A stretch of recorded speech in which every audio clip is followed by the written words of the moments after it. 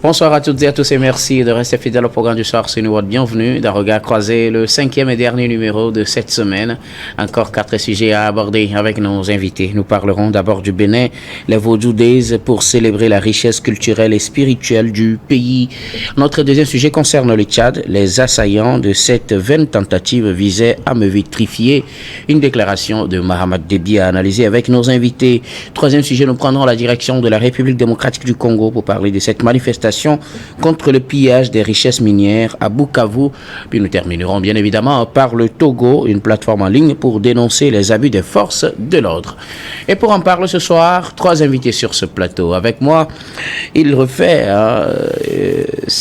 son entrée, sa nouvelle rentrée avec nous dans Regard Croisé. Ashraf Rossama, vous êtes analyste politique et directeur du CREPIA. Vous revenez sur ce plateau après un bon moment d'absence. Bienvenue et bonsoir Ashraf. Oui, bonsoir Dr Guillaume, bonsoir à mes chers aînés sur le plateau. Je suis extrêmement ravi de vous revoir. C'est vrai, ça fait un bon moment que je n'étais pas passé par ici. Voilà, c'est tout un plaisir de retrouver nos collègues ici sur le plateau. J'espère que le débat sera enrichissant au bénéfice des téléspectateurs. Merci beaucoup à vous, Ashraf Rossama, d'avoir répondu à notre invitation. Merci. À côté de vous, Eric Johnson, vous êtes journaliste, directeur de publication du journal L'Union. Bonsoir Eric et bienvenue. Bonsoir Guillaume, bonsoir chers collègues. Bonsoir chers amis téléspectatrices et téléspectateurs de Neo World TV. Merci beaucoup à vous Eric d'avoir répondu à notre invitation. C'est moi. Notre troisième invité ce soir, Kokouvi Abaili Abassa, vous êtes économiste et analyste politique. Bonsoir Abassa et bienvenue. Bonsoir docteur, bonsoir à mes collègues sur le plateau et un coucou spécial à nos téléspectateurs, téléspectatrices, notamment ceux de la préfecture de Wawa. Merci beaucoup à vous tous d'avoir répondu à notre invitation. Il me plaît bien, Ashraf, avant de vous donner le premier sujet, de bien définir le CREPIA, c'est le Centre de recherche des études politiques internationales et administrative, c'est bien cela. Oui, effectivement. Donc vous êtes le directeur et c'est avec vous que nous allons commencer le premier sujet. Nous prenons la direction du Bénin qui célèbre du 9 au 11 janvier le Vodou Days, une célébration, disons une première dans le monde pour célébrer la spiritualité et la culture du Bénin qui s'est transportée aussi au plan international parce que plusieurs délégations font le déplacement de Ouida au Bénin pour célébrer le Vodou. Vos réflexions, Ashraf? Oui, non, mais je crois que c'est une initiative salutaire vraiment du gouvernement béninois d'avoir initié ces journées-là pour célébrer ce qu'on appelle le Vodou Days. Moi, je commence toujours par une bonne nouvelle, au-delà de l'hégémonie, disons, des religions qu'on peut qualifier d'occidentales et orientales.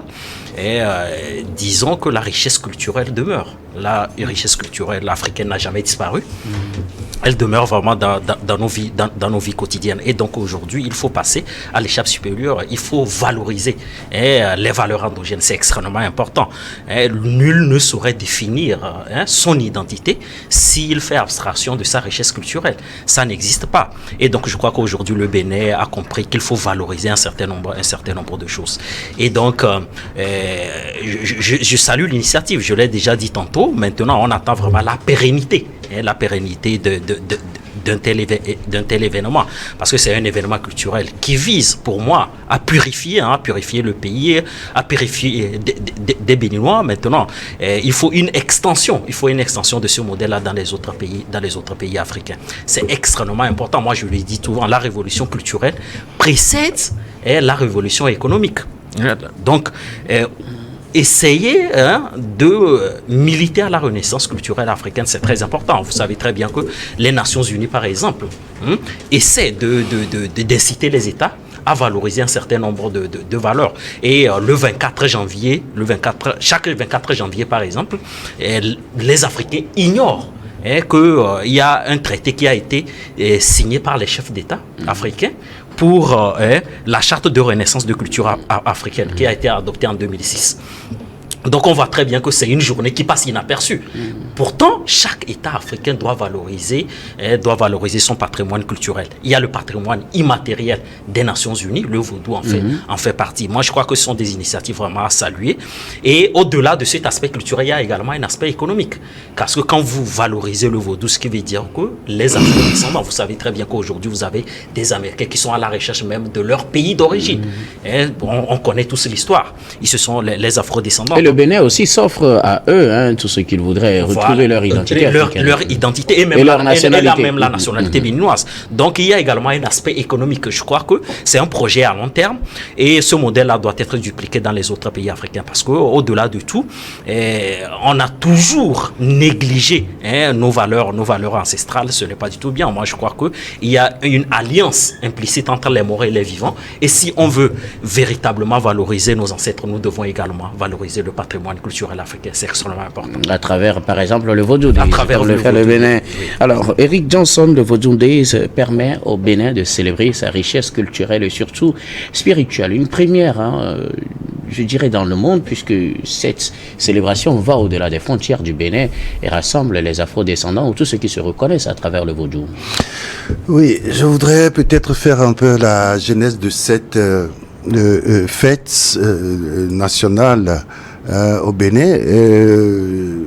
Je ne sais pas si vous connaissez bien l'histoire du Bénin. C'est le président Nicéphore Soglo qui a été président du Bénin au lendemain de la conférence nationale de ce pays de 91 à 96. Et c'est en 1993 que le président Nicéphore Soglo a décidé de fêter le vaudou qui pour lui représente la culture béninoise. Et à partir de cette date-là, chaque 10 janvier est fêté la fête du vaudou au Bénin. Alors, ça a évolué jusqu'au président Talon qui, en 2024, a décidé de ne plus fêter la fête traditionnelle du vaudou, mais de fêter le Vaudou Days. Alors, le Vaudou Days, à partir de 2024, c'était seulement 2 jours, c'est-à-dire le 10 et le 11 janvier. Et donc, à partir de cette année 2025, les festivités ont commencé depuis le 9. Et ça a commencé depuis le 9. Ça fait alors 3 jours de festivités. Et donc, je crois que la réalité est là. Il y a le professeur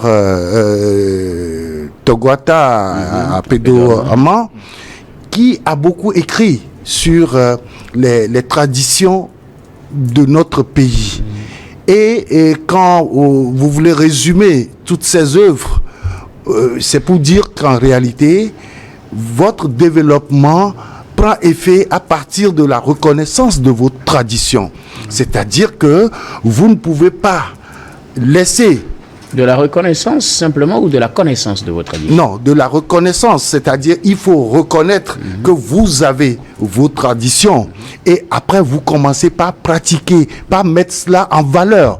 Parce que vous ne pouvez pas dire que nous venons de quelle région ou de quel village, je ne sais pas, mais il faut reconnaître, sans savoir ce qui s'y fait. Il faut reconnaître sa culture. À partir de ce moment où vous lancez dans votre développement, dans votre progrès. Il est allé jusqu'à dire que sans votre culture, vous ne pouvez pas penser à votre développement. Je crois que c'est très important. Ce qui se passe aujourd'hui au Bénin avec le Vaudou Days, j'ai trouvé un chiffre. Hier, c'est vraiment très important. Hein? 6 milliards pour fêter le vaudou au Bénin. 6 milliards de francs CFA 6 milliards de francs CFA investis dans cette fête traditionnelle. Je crois que c'est très important. Vous savez, quand le président Soglo a annoncé cette journée internationale du vaudou, cette journée nationale du vaudou, il y a eu beaucoup de critiques.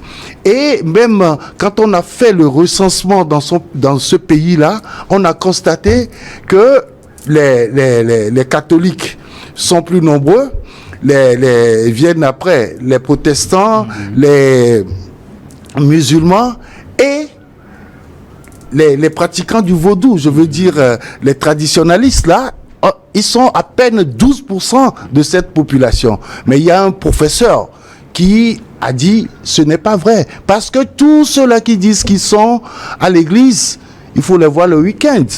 Ils retournent au village. Ils font des pratiques.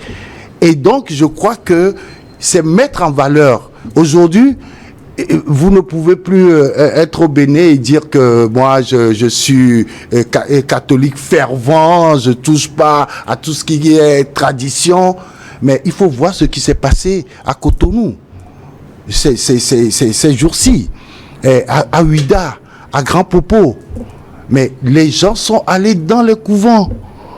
Mais tu te demandes, tout ce monde-là, seulement 12% de cette population, ce n'est pas vrai. Et donc, je crois que nous, en tant qu'Africains, nous devrons continuer par valoriser nos traditions. Notre culture, elle est importante pour pouvoir penser à notre développement.